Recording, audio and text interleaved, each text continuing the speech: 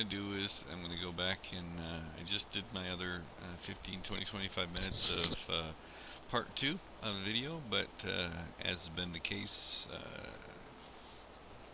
all week long, my EasyVid recorder isn't recording at the level I should. I already have all my notes. I kind of go back over. You can see I've already kind of covered the parent thing and the rest of the student thing. So I'm going to try to reconstruct what I did earlier. Um, and we'll come over here and look at continuing on with the student. I left off the last video with the student, and it says that technology used to create learning opportunities for students in new ways. People are correct when they say that online education will take things out of the classroom, but they are wrong. I think they assume that making learning an independent personal activity, learning has to occur in a community. So even though you're going to be doing online courses, you're still going to be doing connections between other students, kind of like we've done here as we've collaborated. We'd expect the same kinds of things to happen there.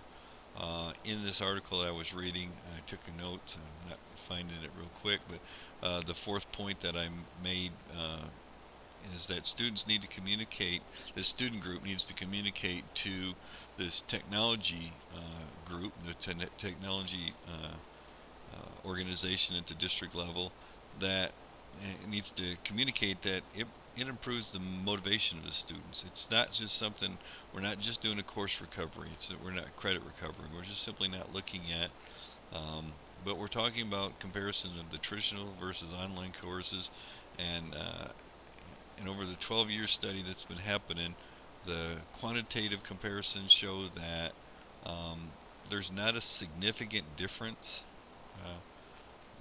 in the content, just primarily what the delivery is. Students are motivated by using technology, so that's a positive. And then I went to this website, this Montgomery College website.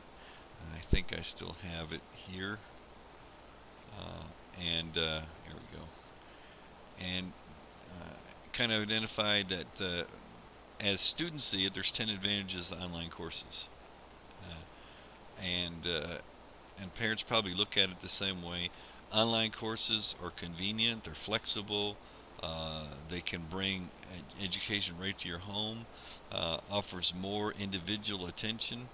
That's important not only for students, but it's also important for parents. It's one of those aspects that we'll look at in terms of why parents need to encourage online courses, because every parent thinks their child is unique and that every child should have their own education plan.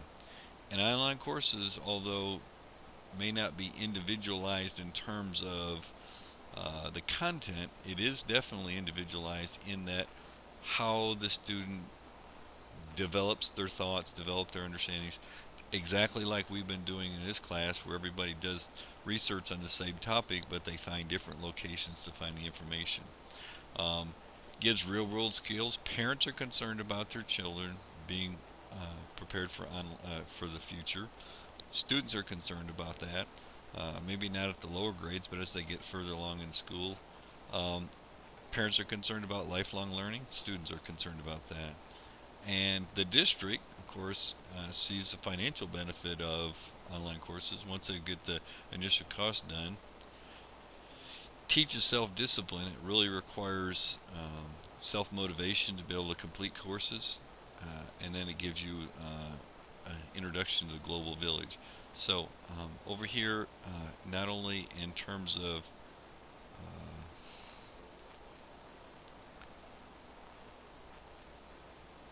add to my notes down here, since this just came to mind. Same 10 reasons students see importance of online courses are the same, I guess, are the same for parents in many ways.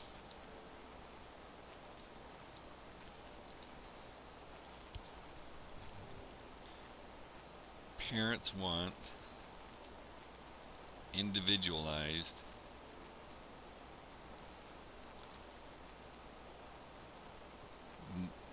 instructional practices for their child. And again, what I mean by that is um,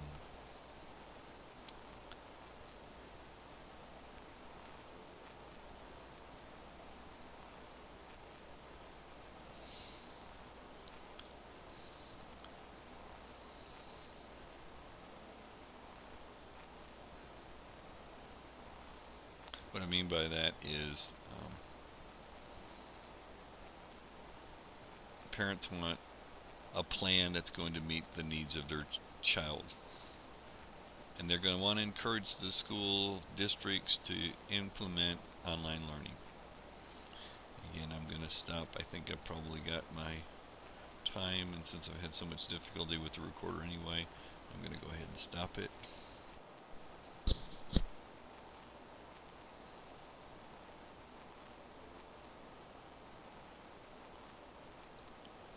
Okay, I'm going to pick back up where I left off.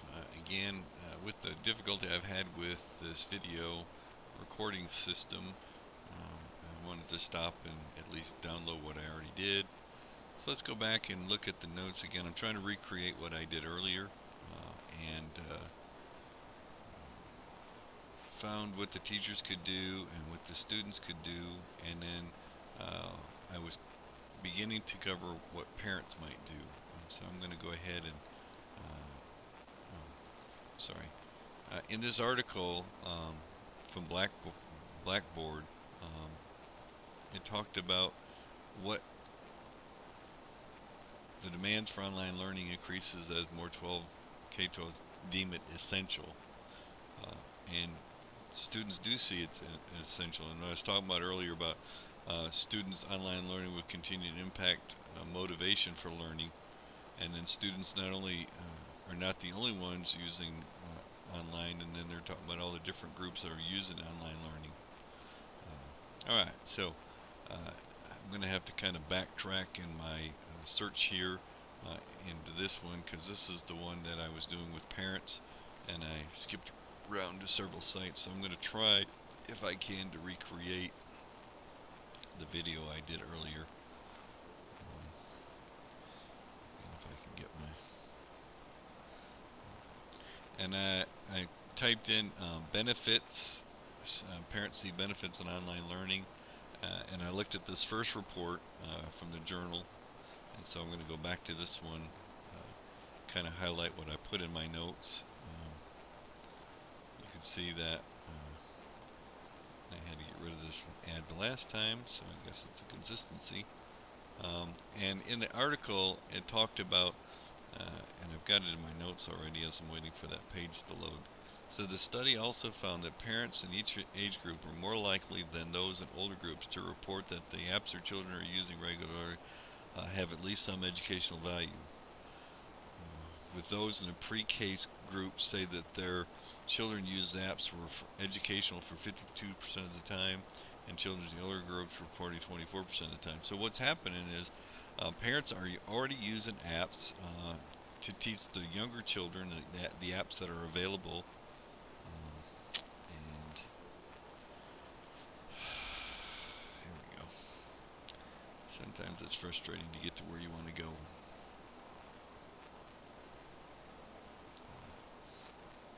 But again, I'm going to go back to my note over here.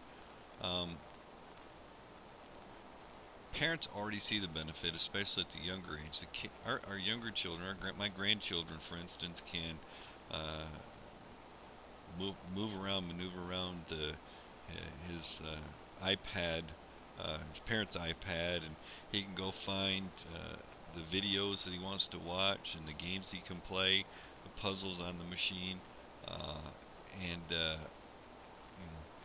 thing about it is the age gap, and we talked about, here's where I was talking about, where the K-12 kids are already using them, using as educational tools. Now, when we think about students with the mindset of using applications, and the parents starting to see the benefit at a young age, they're going to want to push at the district level more and more online classes for their children. As as we progress in the years, I think parents are going to become more and more aware. Parents want, and again, I kind of highlight, parents want their children's individualized learning styles to be met. This can be done through quality courses. Um, Clear education needs to be a part of the technology plan to ensure parents are the concerns are they're being met. One of the things that parents are concerned about, and they want to make sure if we're going to encourage these online courses, they want to make sure that the courses are one going to meet the needs of their children. And I think that was the next article that I found.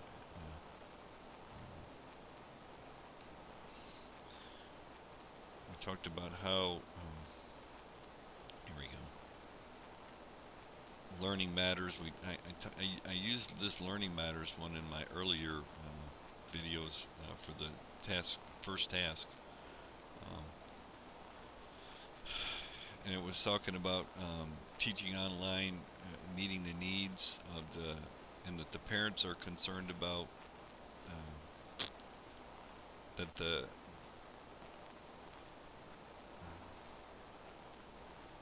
let's see if I can find it again. Difficulty recreating what you've already done is to be able to find it again. It may not have been in this article.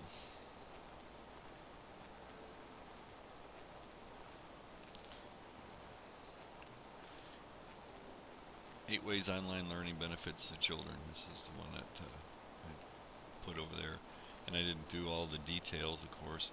Um, but here's what parents want. They want sophisticated online products that will offer self-selected learning. Again, to individualize their students' need. Um, it needs to be able to be self-directed, so the students can do it on their own without a great deal. Just like homework, it needs to be. Parents want online courses that are still done by the school, by the teacher, by the instructor. They don't want to become the primary instructor, so in that plan, I'm going to add that as one of the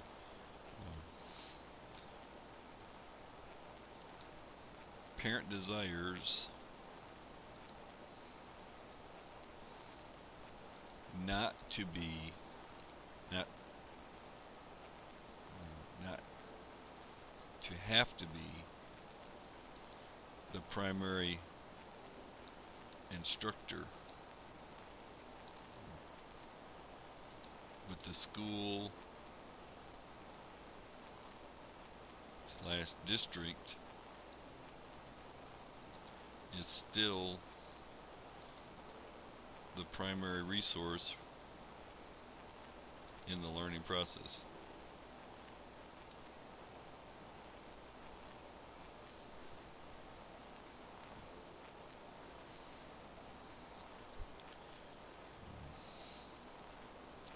Meeting the individual's needs of the student, and then of course they understand that the use of computers will increase their proficiency in the world of technology. That really is kind of the mainstay. I want to go back to that original article that we talked about at the very beginning. This article about visionaries and leadership. And the reason why I want to go to that one is because at the very end of the article, it had a couple of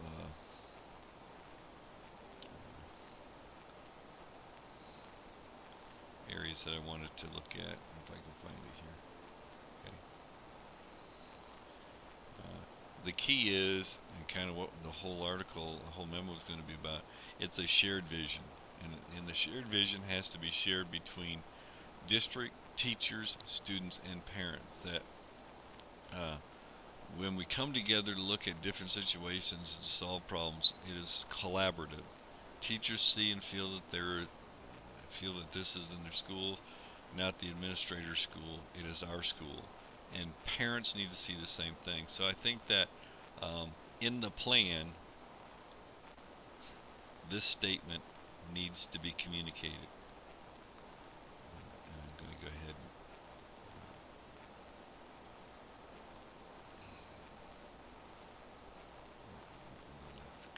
PDF file, and that will be able to copy it.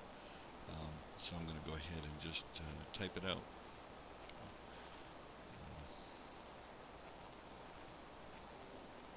And I'll get this website again so I don't forget where it's at. Just be patient with me.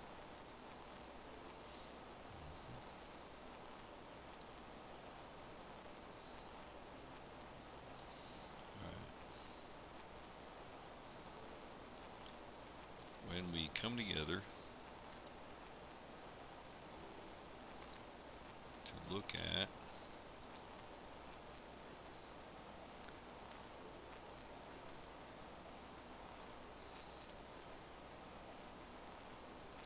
different situations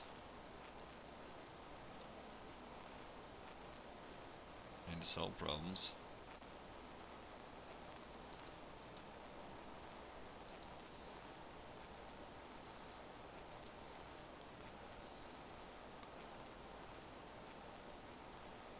it is a collaborative effort.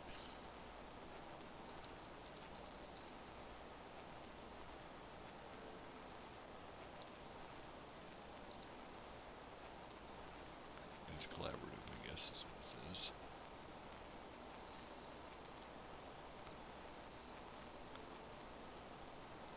Teachers, and I'm going to caveat that with teachers, students, and parents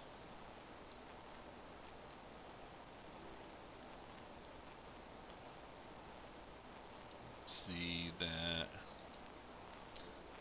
and feel that this is their school, not the administrator, is their school, not the administration. So in that technology plan, parents have to be convinced that it's a plan about the school and about the kids, not simply to meet a requirement that a district might be obligated to do.